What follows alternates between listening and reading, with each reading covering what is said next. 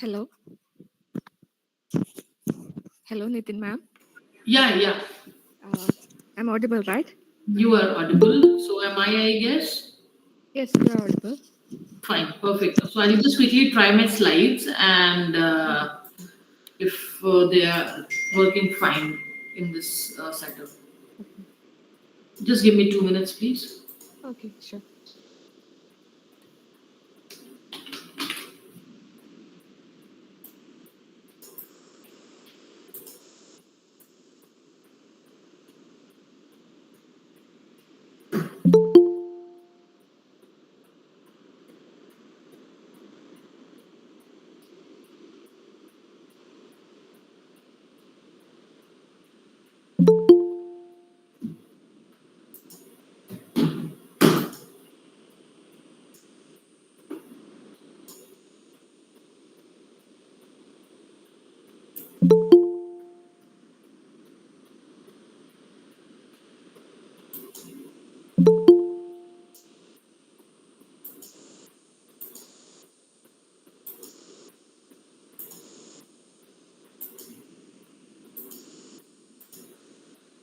So, are my slides visible?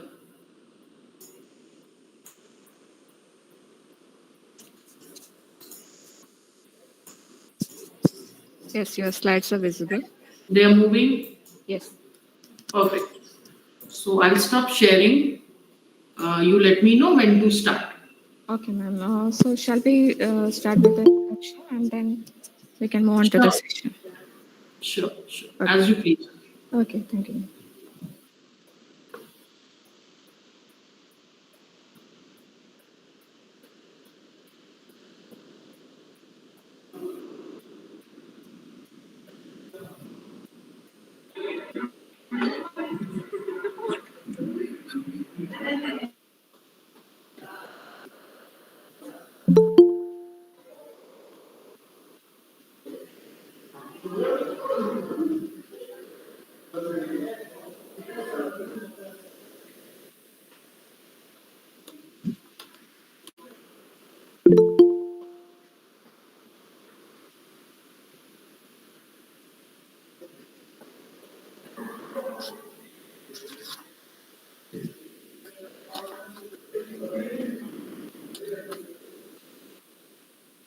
Good morning, everyone.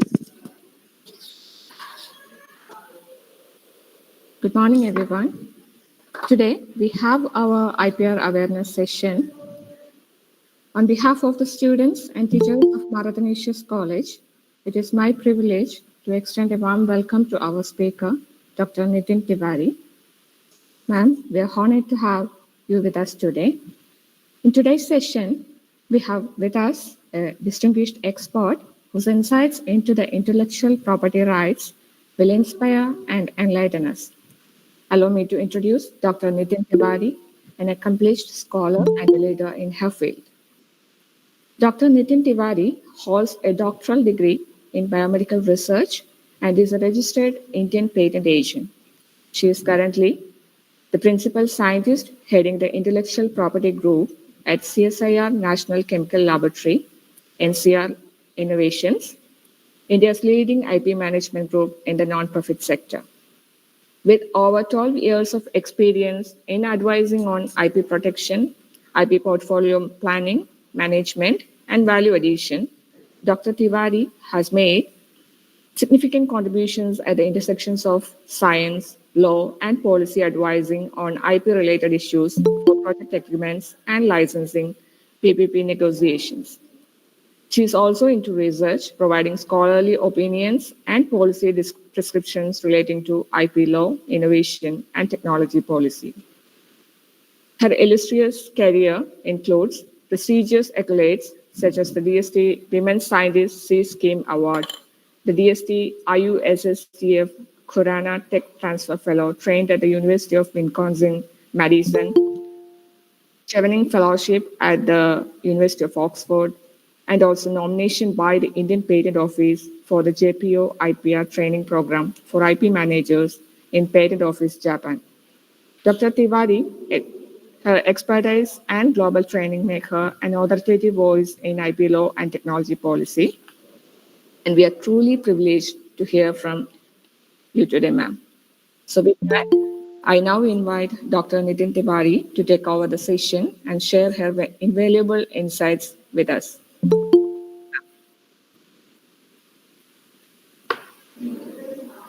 Dr. Smita, just one sec, please. Yes, ma'am.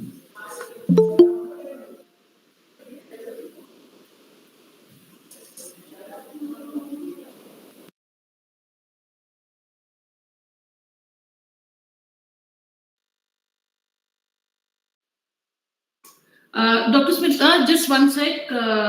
We have 3 minutes to start, so I'll just start at 11:30. Is it okay with you? Yes, ma'am, it's okay.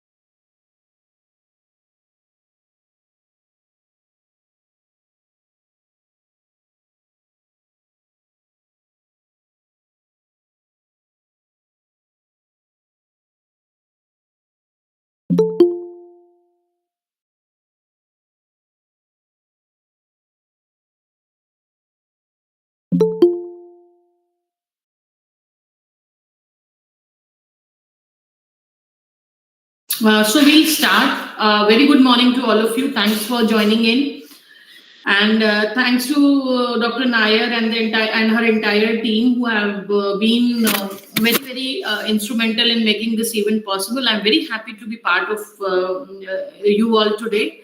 And before I start with the talk, there are a few announcements. One, that you have to fill the attendance and feedback link to get the certificates. Please ensure that you fill the certificates correctly with your correct email IDs and details, because if there is anything missing, you will not be able to get your certificates in your inbox as assured by patent office. Some people have also asked how will they, in the registration forms, how will they get their certificates? So you will get your certificates in your inboxes only, e-certificates, right? So Dr. Nair, you plan to put the link here right now, or you will do it later?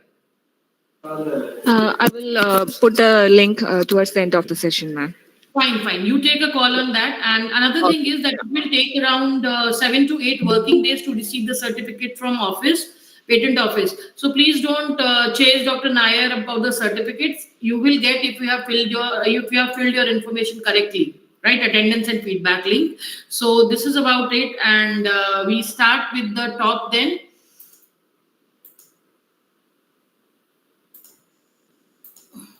Yeah.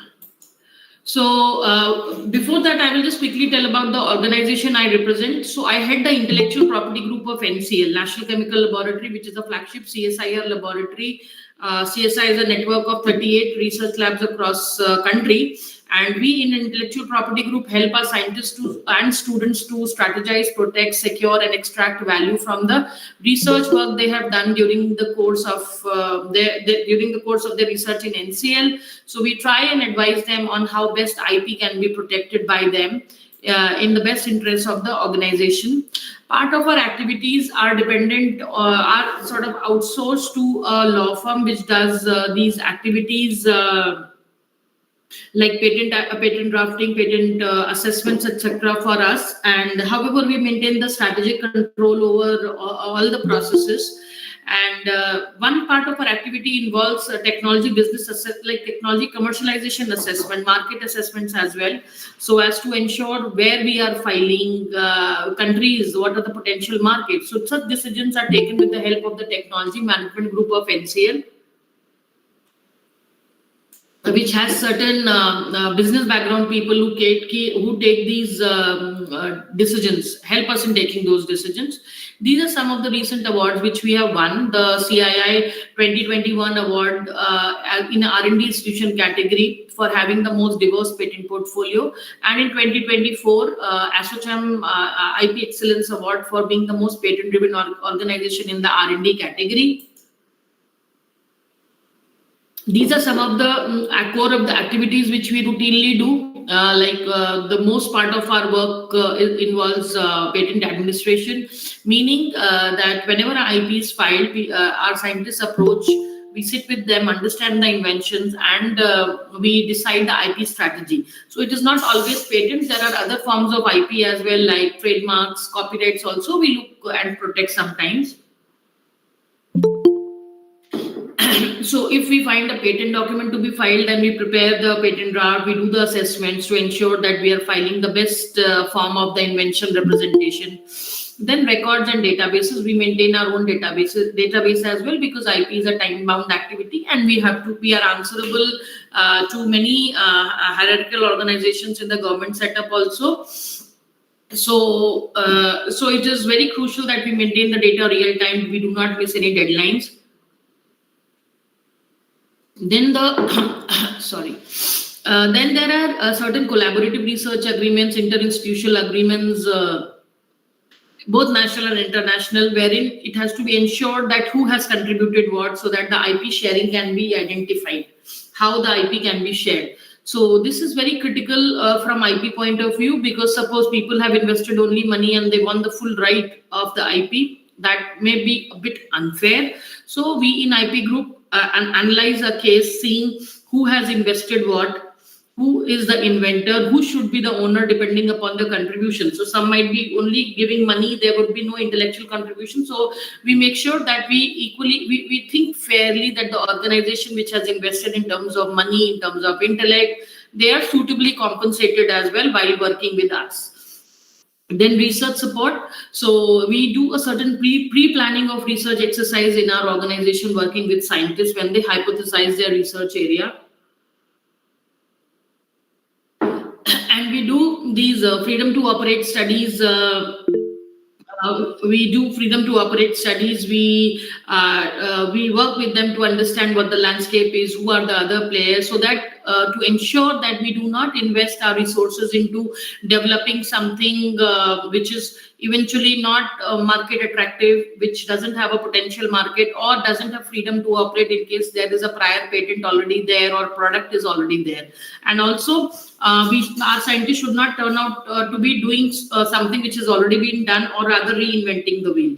So this is a very, very crucial exercise which we do internally also, and for outside people as a consultancy project as well. Awareness and promotion, something like what we are doing right now. So we are very happy to say that as a commitment for improving the IP and the startup ecosystem across the country, we have contributed to reach out to around 55 institutions last year, like this training program what we are doing right now last year, and right now we have done around 90.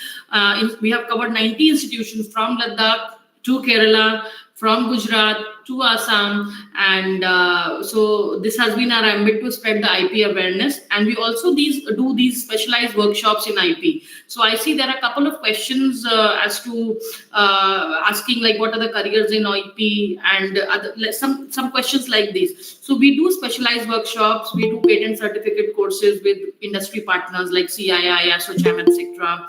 We do patent agent preparatory workshops, careers in IP, and then alternate careers in sciences. So all these topics we cover. We have workshops around technology management, etc. as well. So in case you are more interested to know about it, please you can follow NCL page on LinkedIn or website, and myself as Nitin Shukla on LinkedIn. You will have more idea as to whenever we announce the workshops. So some are paid, some are unpaid, some are offline, some are online as well. So depending upon your interest and schedule, you can try and see. Then portfolio and investment management.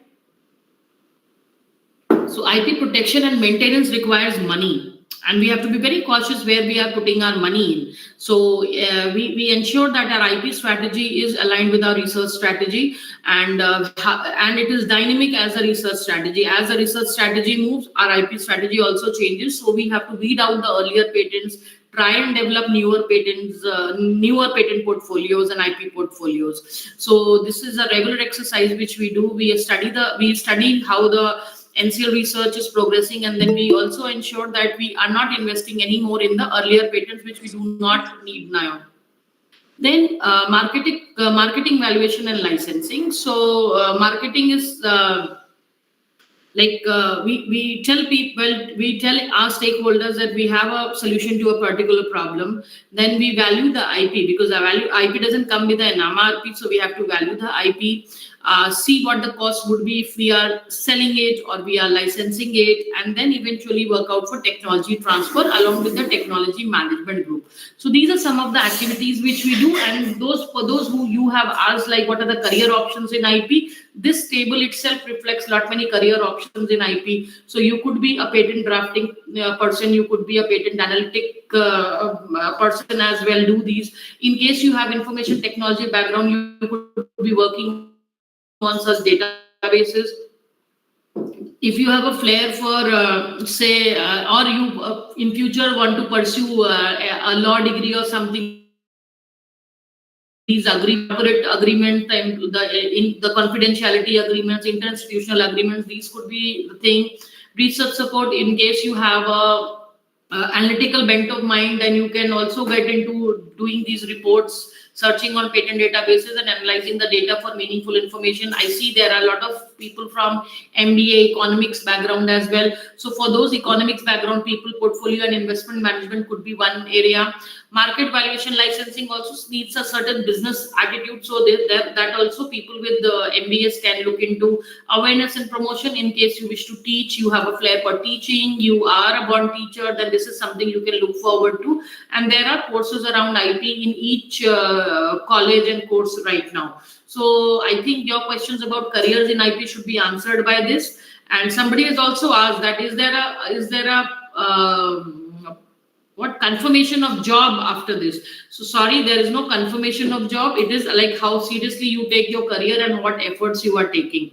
So depending upon your skill sets, depending upon your background, you can pick any of these careers as well.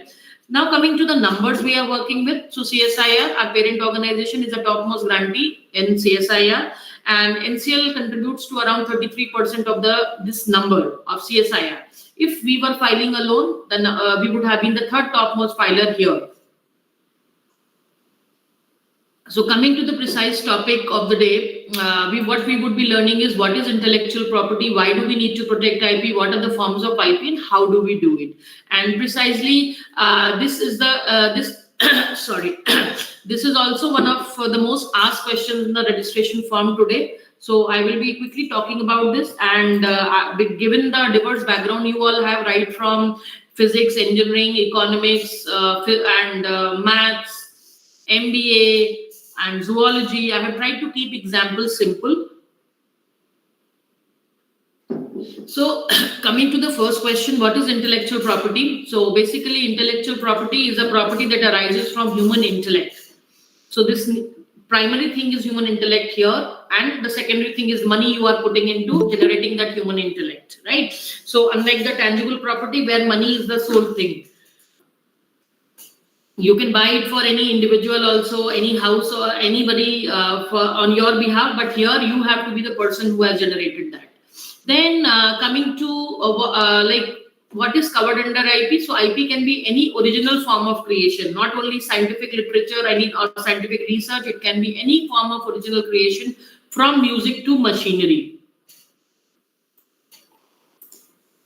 So if anybody draws a cartoon, he also is generating, he or she is generating an IP. Now that there is a property, there is a question that who owns the rights.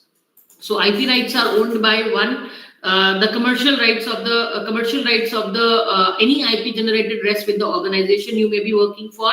So like in our case, our IP rests with CSIR because CSIR is has employed us for generating IP. Then fund provider, in case that is a funded research, the fund provider may put a condition that we own the IP. It may be on a sharing basis, like depending upon 50-50, 80-20, 70-30, depending upon the contributions and the nature of negotiations. Fund provider can also own the rights. Then government. Sorry.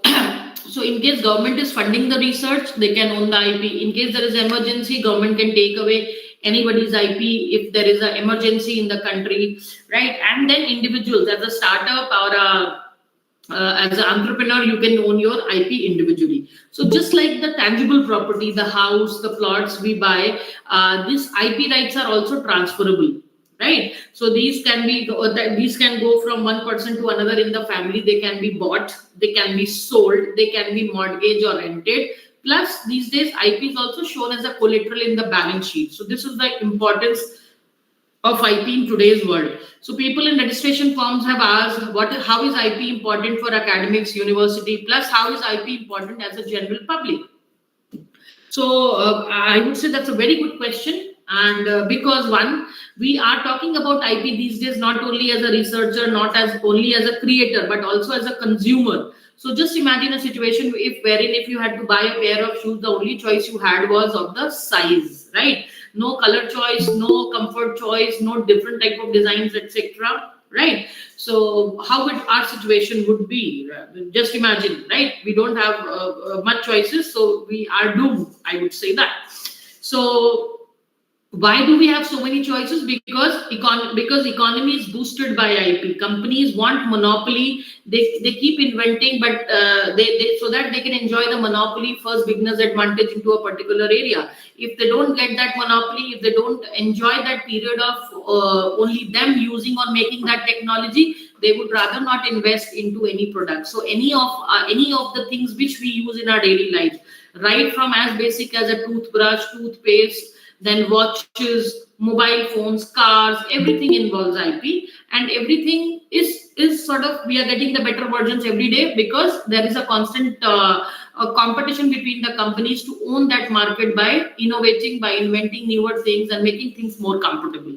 So I think this should answer the question of people when they are asking like how is IP important for a general public. Now coming for academics, right? So generally what happens is students want their PhDs, and there may be requirement of one or two publications for your PhDs.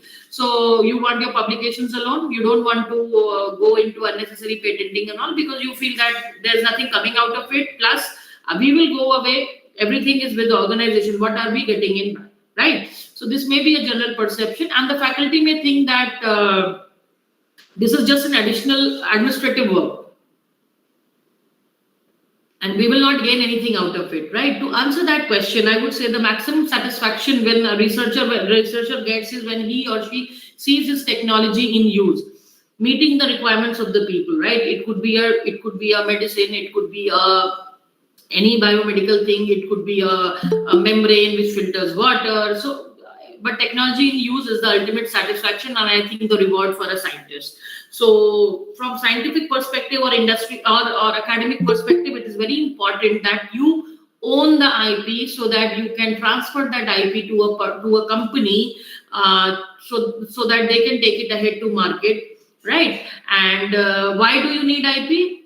Of course, you need IP to provide that monopoly, to transfer that monopoly to the company which is ready to invest into your idea. And unless you give a monopoly, no company will be interested in doing something which everybody else can do, right? Why will they invest? Why will they give money? If you just publish, they can read the publication and do the job, right? But unless you have that monopoly which you can give to others, people will not come together. Plus, academic and R&D institutions, etc., do not have manufacturing capacity. They need to have an industry partner so that that technology can be taken to market. Now coming to this particular slide. So as I say, IP management is a link between Saraswati and Lakshmi. So Saraswati means the knowledge which is being generated in the labs, and with effective IP management, we can see that this knowledge is converted to Lakshmi by way of tech transfer from academic or a university point of view, and Lakshmi in terms of products in the market if we are talking of an industry. So, but this IP management is very, very crucial. So if that is done well, this journey from lab to market or bench to bedside can be completed, and which is a satisfaction for a scientist. So coming to this side, if you notice the brand value of these companies, right? What is the most critical thing? If I would have been in person, I would have asked, but now I'm forced to answer it myself. That if you see Amazon, Google, Apple, Microsoft, Samsung, these are the companies, the products of which we are constantly using, right?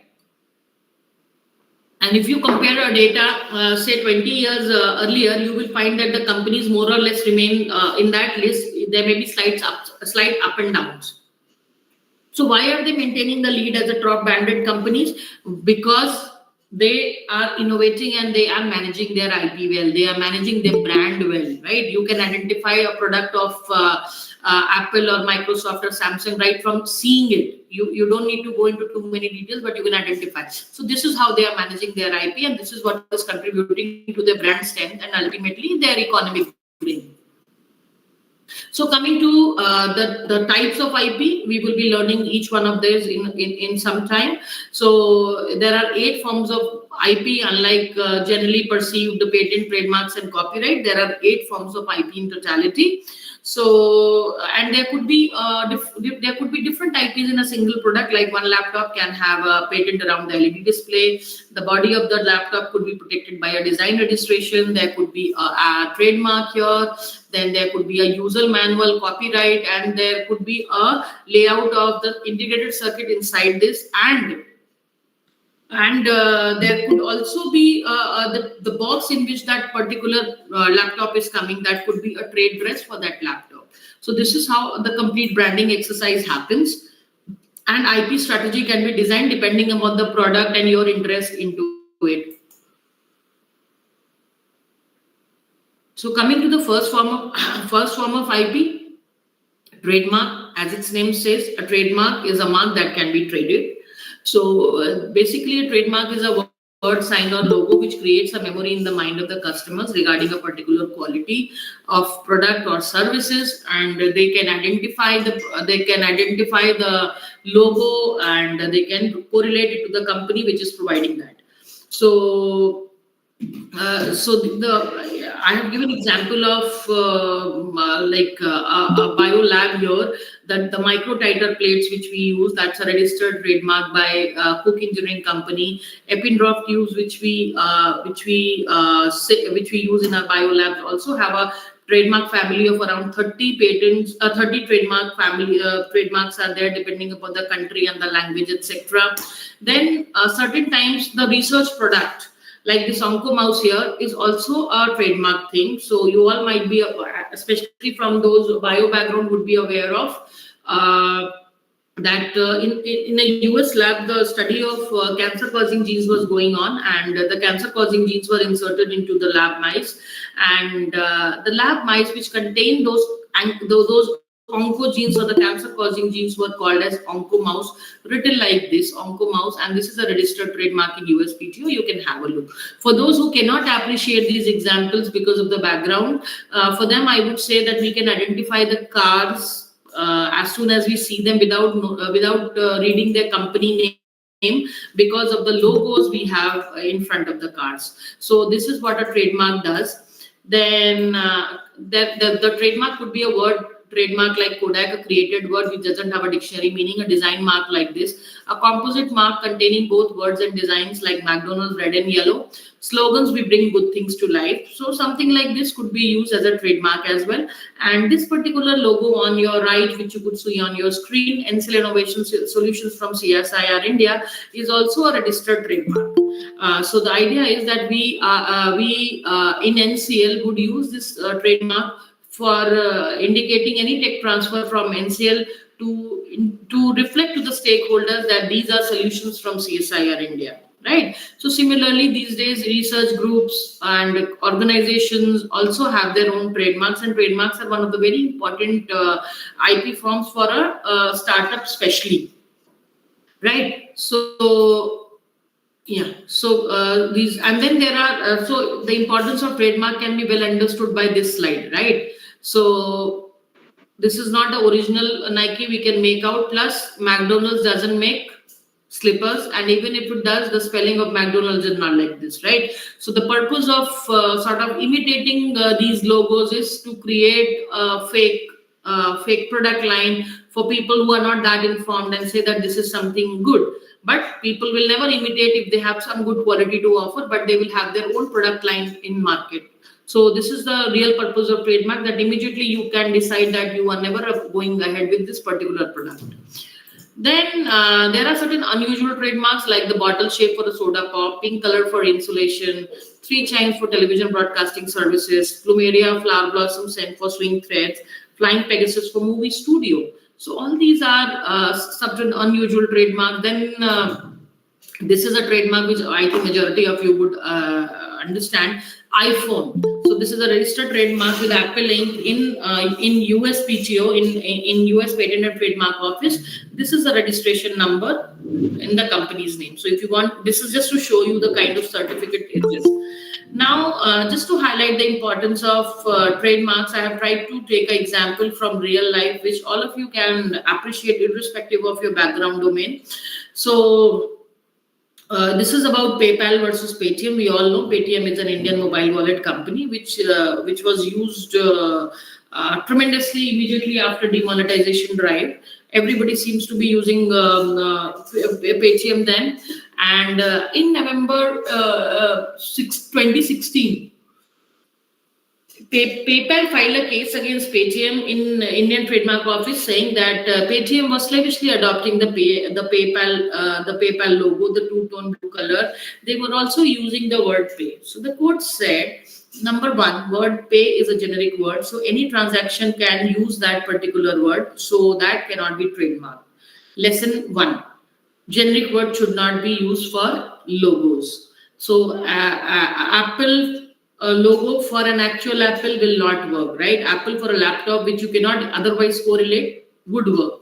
So generic things won't work. Second thing is regarding the two-tone blue color. It was observed that it was observed that the two were looking similar, but they were not identical. They were different looking at a finer analysis, right? So the court said that the colors are also different. Plus, the motivation behind copying somebody's trademark is you want to have their customers with you. So here in this case, Paytm was having a bigger market than PayPal at that point of time. So it would be unfair to say that Paytm was copying the logo to get the PayPal customers. Rather, it would have been otherwise. Right. So this shows that the purpose of a trademark is to create a memory in the mind of the customers. And in case you wish to have your own trademark, you should ensure that you are not using any generic word. Then is this Chota Bheem trademark infringement. So Chota Bheem character is the first Indian cartoon character owned by Green Gold Animation. So there were two companies called Tech Connect Retail and Acme Housewares, which were selling kids merchandise like bed sheets, pillow covers, water bottles, etc. With this logo, right? So without Green Gold knowing it. So Green Gold went to court asking injunction. So courts asked Tech Connect Retail and Acme Housewares to stop the manufacture to stop the manufacture, and resultingly these two companies came to Green Gold, took the license from them, and they are now giving royalty with every piece made and sold. So this is the importance of any form, I would say, trademark and IP in general, that you, even if you're not manufacturing, you can give the rights to somebody else for manufacturing it and get a royalty in place. Similar thing applies for Disney characters also. Even that flip can, the top ring of the flip can, that also is a licensed thing, and with every can made, the person who made that ring thing over the flip cans of the Diet Coke, etc., get a license fee for every product. So this is about the trademark, and this is also a copyrighted character, right? Second form of IP is a copyright. So copyright is not only an important form of IP, but is also important from the research ethics point of view. So what does a copyright protect? Literary and artistic works, which include books, lectures, dramatics, musical work, choreography, cinematography, drawing, painting, architecture, sculpture, photographs, illustrations, map plans, etc. Unlike all other forms of IP, wherein you have to go and get a certificate from respective offices, IP offices, this right is created automatically as soon as you finish the work, and no formal registration is mandatory, right? But it is always advisable that if you feel that the work would be a huge success at a certain point of time, may have a commercial value like Harry Potter, so it is better that you register your work in your name. For students, their PhD thesis, their SOPs they might develop, any sort of design they may develop, in drawing, I mean to say.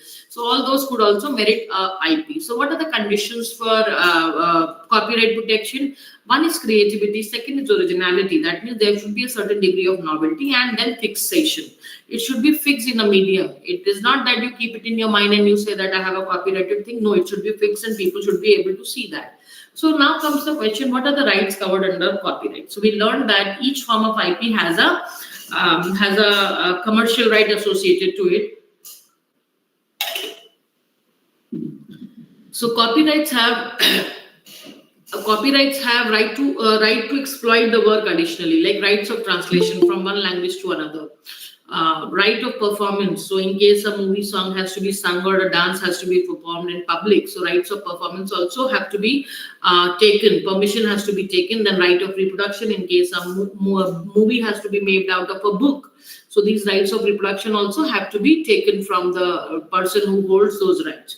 And these rights can be transferred, assigned for economic benefits like we want. Additionally, over and above all economic rights, copyrights also have author's right of paternity, which protect the creator or the creation against any defiling, defaming, or defacing of the work, which has been otherwise which is now being transferred under the economic rights, right? Like you give a translation right, but the person translates it into a language which gives it a wrong meaning. So you can always invoke your author's right of paternity, saying that that the person who has got the rights now will not translate it because the language is sort of distorting the meaning which you intended while creating that poem. Then there are certain exceptions to copyright, which is called a free use or a fair deal, like quotations for commentary, illustration for teaching, current news reporting. So in such cases, you can use somebody else's copyrighted material, provided you mention the original source or the author wherever you are aware of, and at the most try to do that. So just to recall your attention towards the fact that whenever these mega sports events are organized, the broadcasting rights are given to certain companies, and whenever another news channel is flashing that, they will put on their screen on the right that courtesy so and so channel, whosoever owns the rights. So this is how a copyrighted material can be used in case you are using it not for money. Then coming to this real life case to make you understand the perspective better, the picture which you see on your left was clicked by Manny Garcia, who was working with a press company as a freelancer. And this picture on the right is a Hope poster which was created using Manny Garcia's picture by Shepard Fairey. So So Shepard Fairey created this hope poster, which was used as a publicity campaign during 2008 Obama elections in US. And in US, the court activities are expensive, so there was a round of negotiations first, and ultimately the matter didn't go in court, but there were private settlements and the profits were shared. So why I'm highlighting this case is based on the statements which were made by Manny Garcia, who clicked this picture, who clicked this picture. Manny Garcia said that I was very happy with what Shepard Fairey did with my picture. My picture would not have been so famous otherwise. But my only issue was that my permission was not taken before. Second thing is my credits as the originator or as the creator of that picture were also not given.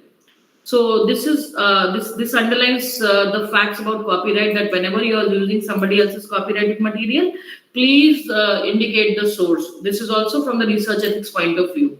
And the third form of IP, geographical indications. So geographical indications, as its name says, indicate the geography of a man-made, of agricultural or natural product which has been growing, which has been created, which has been produced in a certain area and has unique properties assigned to it because of that particular way of doing things. Just like Darjeeling tea, Nilgiri tea, Nagpur oranges, then there are certain kinds of rice, etc. as well. Right, so like basmati rice, Darjeeling tea, Kanchipuram silk sarees, Alfonso mangoes, Nagpur oranges, Kolhapuri chappal, Bikaneri bhujia, Agra peta. So if you try and remember, all these things are very, very famous, and immediately you name them, you have the feel and the taste of that in your mind, right? So these things stand out so much. So basically, this is from a trademark only, but owned by a group of people who are locally producing or creating those things. So any idea what are the GIs related to Kerala? I will talk about it in the Q&A. In the meantime, you can think about it. So basically, trademarks are owned by by company or individuals, but geographical indication or GI tags are owned by a group of people who have come together as a society. So the real life example here is of the Devgarh Alfonso mango. So you might be aware of these Alfonso mangoes, which have a lot of export value, and these Alfonso mangoes are grown in the 700-kilometer Western India Konkan region. It is said that the abiotic conditions of that particular area contribute to the unique taste, flavor, and the fiber content of that mango. Right, and they have a long shelf life as well, which makes it very, very optimal for export. So what happened was, this Alfonso is grown in a couple of areas, and Devgarh Alfonso mangoes seem to be very, very famous.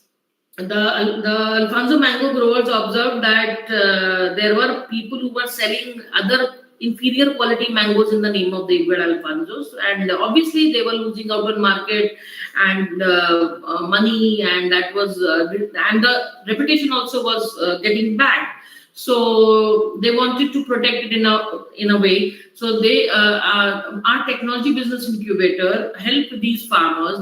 We filed a GI application on behalf of the Devgarh Alfonso mango growers, farmers, and we filed the application, and our application uniquely had gene sequences appended with it. So we simultaneously NCL, we were working on gene sequences which were contributing to the unique taste and flavor of the Devgarh Alfonso mangoes, and compared it with other varieties as well. So we see there is a distinct gene which is contributing to that particular taste, smell, and these texture, etc. Right? So we filed our application with this gene sequences, and idea was that we could replicate this outside the system to produce artificial coloring and taste flavoring agents for confectionery, etc. as well.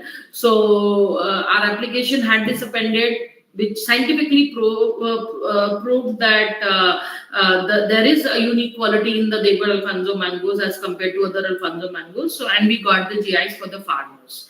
So this is one way we can use IP as well. Then the fourth form of IP is a trade secret. It's a secret that can be traded, a secret that gives you a competitive edge over others. Like Coca-Cola, KFC have been the best kept trade secret until now. People have tried to reverse engineer, but they have not been able to do it in spite of a lot of effort and time. And this is kind of what we call a confidential information, that people are not able to access it in spite of wanting it a lot. So, and within research labs, etc., or within daily life, what could be a trade secret? A trade secret could be a formula, device, patterns, financial information, business plan, client list, unannounced products. So all these could be a trade secret. A know-how also could be a trade secret, as we call it. So for trade secret, you don't need to pay anything. You can maintain it as long as you want. You can maintain the secret. The fifth form of IP is the industrial design. So industrial design is protect the ornamental or the aesthetic aspect of an article that enhances its visual appeal and differentiates the product in the on the market share. This is a very important form of IP, which is the first step towards making any decision about buying the product, because unless we like the product in the market share, we never pick it up for exploring it further.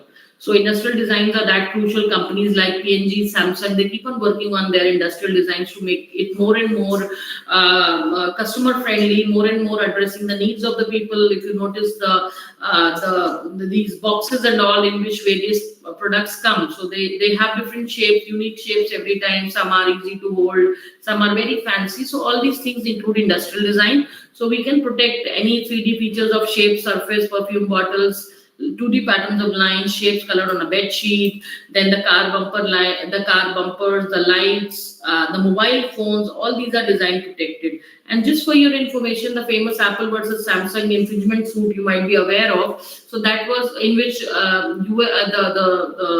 Apple was awarded a compensation of $537 billion. That was also based on the design patents which Apple had, right? The rounded corners, etc. So a design protection is only on how a thing looks, not on its functionality. During the course of the research, we can have designs like this. It is not always finished products like phone and all. Sometimes it could be some changes you have made in any design which you were of a say tool which you have been using. So these also can be protected under designs. A very important IP, I would say. Then comes the most talked about form of IP, patents. You all, I think, must have heard, at least if not read, the patent document as such. So what is a patent? Patent is a monopoly right which is given by a government of that particular country to the applicant, right? So that's a contract which between an applicant and the applicant or the patentee who has filed the patent. So why is this contract done? So it is in lieu of, why is this monopoly given? It is in lieu of the applicant's disclosure of the technology, which improves the state of the art. And the duration of this contract is 20 years at the most, provided you meet all the formalities in between. If you don't pay a fee, you lose your IP rights. Then patent rights are territorial in nature. So if you file a patent in India, you cannot enforce your patent in US. You can only enforce your patent in India. That is a very, very crucial thing to understand, because people sometimes mistakenly say that they have a world patent. Plus, please note that there are no world patents. That is a big myth.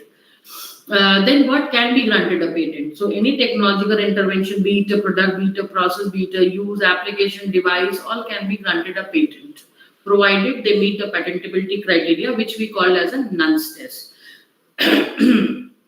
So nonce test, which I like the patentability criteria, which I call as a nonce test, includes novelty, meaning hitherto unknown, not known, not used, not sold, not published anywhere in the world. It is not only that particular area wherever you are or the country you are in. It is to novelty is absolute or worldwide. Utility, your work has to have a real world utility. Not only anticipated in the mind. So non-obviousness, meaning that your work is not an obvious extension of the prior art.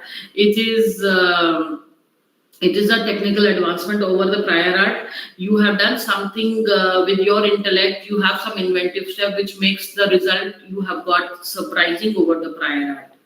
right? Like prior art says 1 plus 1 is equal to 2. Whatever you are doing is 1 plus 1 is equal to 2.1. So that 0.1 makes your work non-obvious, or it makes your work involving an inventive step. The first S of the Nun's test is a statutory patentable invention, meaning that your work is in the so each country has its own set of inventions which they say are not patentable, right? They may be similar in some cases, like India and Europe have a lot of similarity, but they are different in case of US. Like in India and Europe, anything which is against public order morality, against which is against established law of nature, will not be allowed a patent.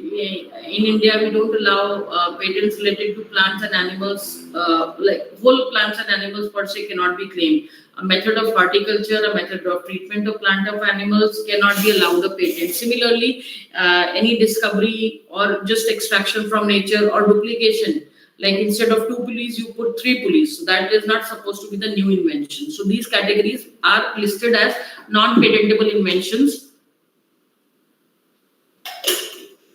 as statutory barred inventions.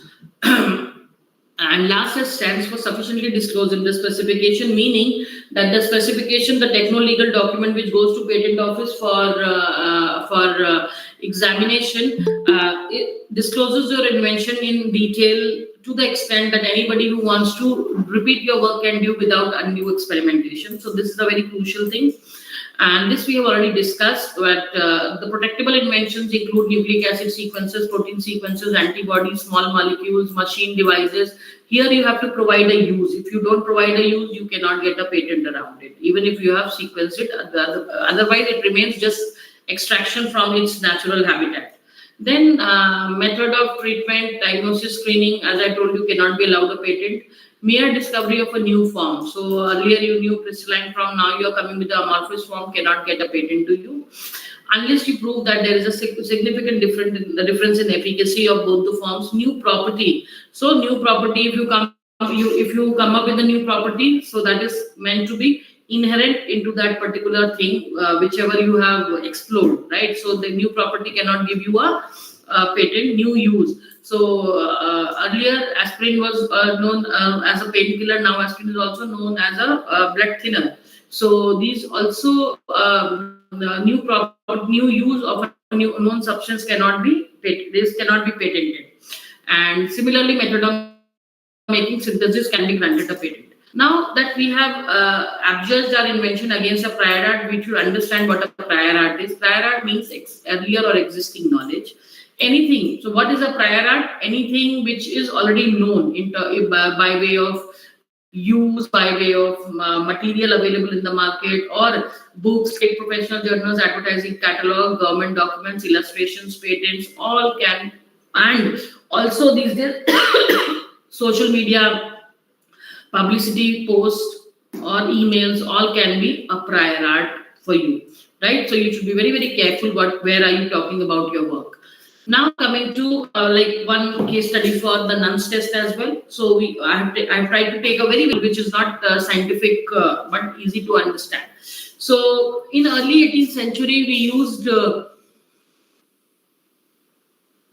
wire telegraphy system for transmitting the message from one point to another, and because the violent, the quality was not good. So what happened was then Marconi came with radio waves. So here the electrical signals were now converted to radio signals.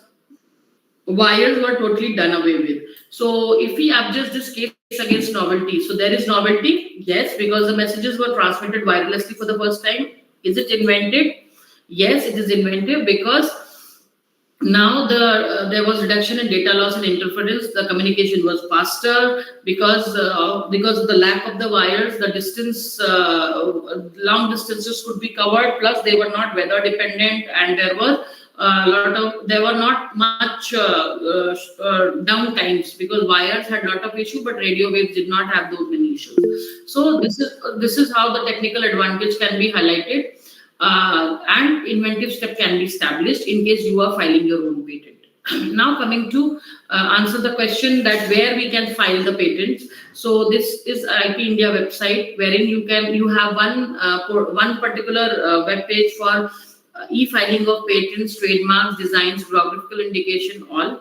In case you wish to search for patents, like what have been filed earlier, you can search in these patent, trademark, designs databases as well. So in case you have filed an application, you want to search for the status, you can do it here. So, and this particular page also has links for other reading material which you can access in case you wish to know more. Now coming to the seventh form of IP, the integrated circuit layout designs. So we know that these circuit elements, let's understand what is included in this layout. So the layout design includes a layout of transistors, other circuit elements which include lead wires, connecting such elements, etc. Right? And we understand the impact of these layout designs on our lives is too much. And one example of that would be the pen drives which we used earlier were very big in size, but the volume which they could store was very limited. Now we see the size is reduced, but the volume is increased. So the impact on our lives or making our lives convenient is really powerful, but copying of these designs is very, very easy. So government thought that there should be a way by which we should incentivize the people who are putting their resources in developing new layout designs, etc. And because they could not be protected by traditional methods like copyright or patents, because novelty was an issue. So sometimes it is miniaturization of the circuitry, so novelty cannot be qualified. So there is a separate act called Semiconductor Integrated Circuit Layout Act, under which these semiconductor integrated circuit layout designs can be protected. This is the website, the filings and all these FAQs, etc. are there. You can check if you want. Plus, in case you're working on any biosensors, etc., you can have a look at this IP form as well as one of the potential IPs which you can protect for your work. So this is sort of exclusive for those who are working in, say, electronics, etc. Then the eighth form of IP is the plant variety. We learned that in India, plants and animals per se cannot be protected. However, again, just like semiconductor integrated circuit layout designs, many innovations are going on in this field, and because of which these people who are working should be rewarded or incentivized. So how do we incentivize in case we cannot offer a monopoly? So there is a separate act in India called the PPVFRA, the Protection of Plant Variety in Farmers' Rights Act, under which the plant varieties can be protected. So just like in patents, we learned the criteria is nonce test. In case of plant variety, it is DUS. D stands for distinctness. That means your work is either to sort of distinct or not known or similar to earlier works. Then it is uniform, it is expressing uniformly and not different in different species, and it is stable, meaning that your work is not dying in 1 or 2 generations. The changes which you have made in a variety do not die out in 1 or 2 generations, but they continue for future generations as well. So if once plant variety qualifies for this DUS, and they have paid the fees, the seeds have been deposited for this testing, then the plant variety certificate can be granted. These are some of the latest granted plant variety protection, like this Bedana, Nimbu, Shama, Haldi, the curcumin type, and this is the web page for the plant variety protection. And you can file the application online from here itself. So although I'm saying that you can file the online yourself, but I always recommend that do not go ahead with filing it all alone. You need a professional help. So please look into that. And only when you have understood both the law aspects and the science aspects, of course, as a researcher, you would know, then only you should try doing it on yourself. Otherwise, you can make a mistake of either disclosing too much or too less, which can affect the chances of IP protection. So just to recap of what we learned regarding the 8 forms of IP. So patent protects new inventions. Protections is for 20 years from the first date of filing, provided you pay all the fees in between. Copyright is for original creative or artistic forms. Duration is creators like the 60 years. Trademarks are the distinctive identification of products or services. 10 years can be renewed further. Industrial design is for external appearance. Aesthetics, 10 years for another 5 years. Trade secret, any valuable information which gives you a competitive edge. has been kept secret. It can be as long as you maintain. Geographical indication, it's a unique and differentiating quality or reputation. 10 years can be renewed for another 10 years. Then, sorry, semiconductor indicated circuit layouts is for circuitry elements. 10 days from the date of first application, and plant varieties are for new plant varieties from 7 to 18, not 15, 7 to 18 years, depending upon the type of plant variety. So one suggestion to all in the audience is that do not publish or present your work before exploring it for IP protection, please. Once you have done, then only you should disclose that. So this is it from my side. And this is my email ID. In case you wish to connect with me, please you may feel free to connect with me as well.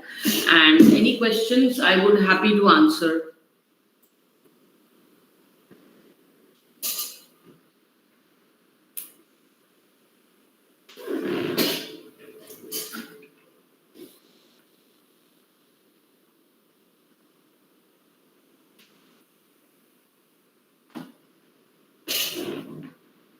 Dr. Sweta?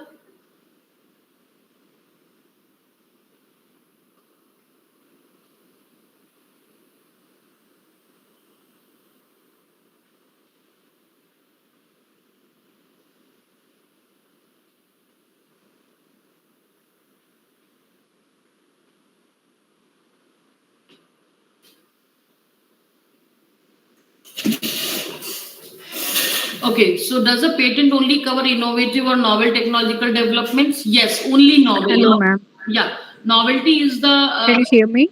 Yeah, I can hear you. Yeah, so you have posted the question. I'm just reading that. So a patent covers only novel technological developments. In case it is not novel, we do not meet the first criteria itself.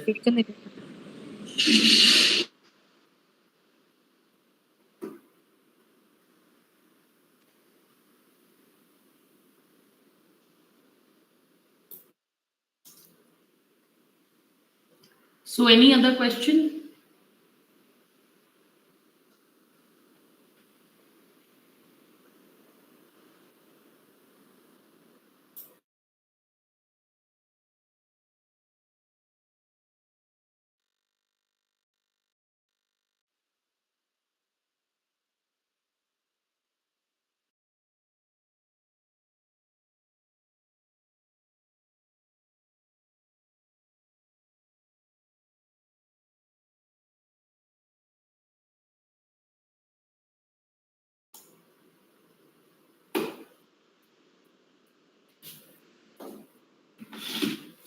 Okay, in case there are no questions, then we can close the session.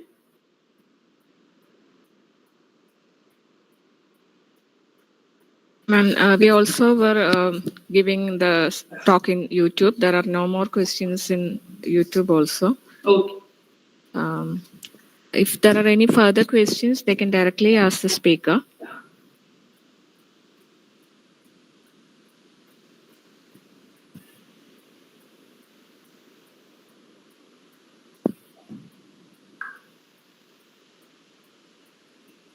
I think there are no more questions from the participants. Yeah. In case there are any afterthoughts, definitely they can write back to me. I'll be happy answering the questions over email as well. Okay, ma'am.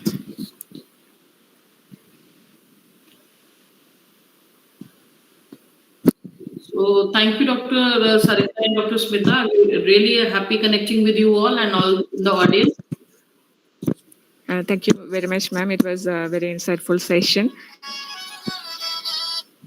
I think everybody has understood about IP and the related aspects. I thank you for giving this session, and also I would like to thank our principal, Dr. Manchu Kurian, for her support, and also Dr. Smita Thankachan. She has arranged for this event. I was just coordinating the event only. And also our staff who gave the technical support, and also all the faculty and students who attended this session and made this a success. Thank you, everyone.